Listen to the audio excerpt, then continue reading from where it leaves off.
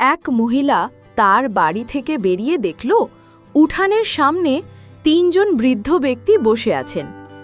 তিনি তাদের কাউকেই চিনতে পারলেন না, তাই বললেন, আমি আপনাদের কাউকেই চিনতে পারলাম না, কিন্তু আপনারা হয়তো ক্ষুধার্ত। আপনারা ভেতরে আসুন, আমি আপনাদের খাবার ব্যবস্থা করছি। তারা জিজ্ঞেস করলেন, বাড়ির কর্তা কি আছেন? মহিলা বললেন, না, তিনি বাইরে গেছেন। তাহলে আমরা আসতে পারবো না। সন্ধ্যায় যখন বাড়ির কর্তা ঘরে ফিরে সব শুনলেন, তখন তিনি বললেন, যাও, তাদের বলো যে আমি ফিরেছি এবং তাদের ঘরে আসার জন্য অভ্যর্থনা জানাচ্ছি। মহিলা বাইরে গেলেন এবং তাদের ভেতরে আসতে বললেন, কিন্তু তারা বলল, আমরা এভাবে যেতে পারি না। মহিলা জিজ্ঞেস করলেন, কিন্তু কেন? আবার কি সমস্যা?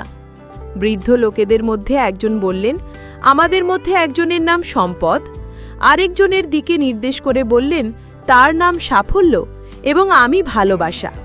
এখন আপনি ভেতরে গিয়ে সিদ্ধান্ত নিন, আমাদের কাকে আপনি ভেতরে ঢুকতে দেবেন।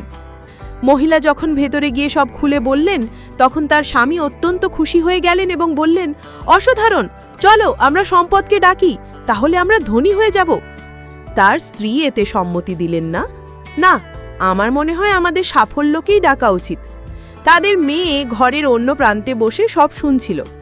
সে বলে উঠল, তোমাদের কি মনে হয় আমাদের ভালোবাসাকেই ডাকা উচিত? তাহলে আমাদের ঘর ভালোবাসায় পূর্ণ হয়ে উঠবে। লোকটি বলল, ঠিক আছে, আমরা তাহলে আমাদের মেয়ের কথাই শুনব।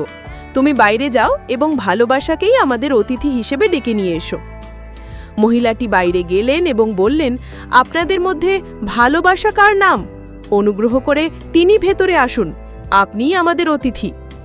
ভালোবাসা নামের বৃদ্ধ উঠে দাঁড়ালেন এবং বাড়ির দিকে হাঁটতে শুরু করলেন। বাকি দুজনও উঠে দাঁড়ালেন এবং তাকে অনুসরণ করতে লাগলেন। মহিলাটি এতে ভীষণ অবাক হয়ে গেলেন এবং বললেন, আমি তো শুধু ভালোবাসা নামের বৃদ্ধকে ভেতরে আসার আমন্ত্রণ জানিয়েছি, আপনারা কেন তার সাথে আসছেন?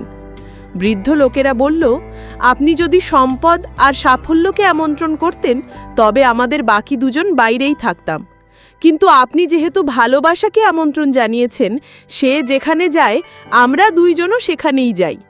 যেখানেই ভালোবাসা থাকে সেখানেই সম্পদ ও সাফল্যও থাকে।